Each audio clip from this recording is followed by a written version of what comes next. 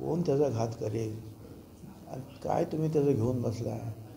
तो एका क्षणाला हॉस्पिटलमध्ये असतो, हां, परत तिकडं अंतरवाली चराठीला धावतो, परत म्हणतो मी हे करीत, परत म्हणतो माझ्या छातीत कळ, परत चालला हॉस्पिटल. काय त्याचं घेऊन बसलेलं आहे काय.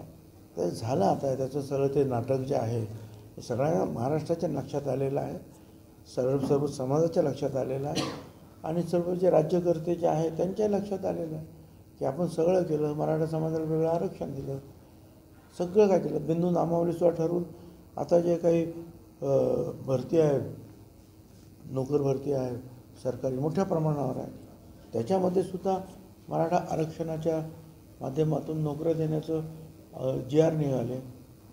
आता हे सगळं करून जर ते ऐकत नसतील तर ते, आणि ते न ऐकणारे ते मारुतीचं शेपूट आहे, ते वाढणार आहे. काय केलं तरी चालूच आहे.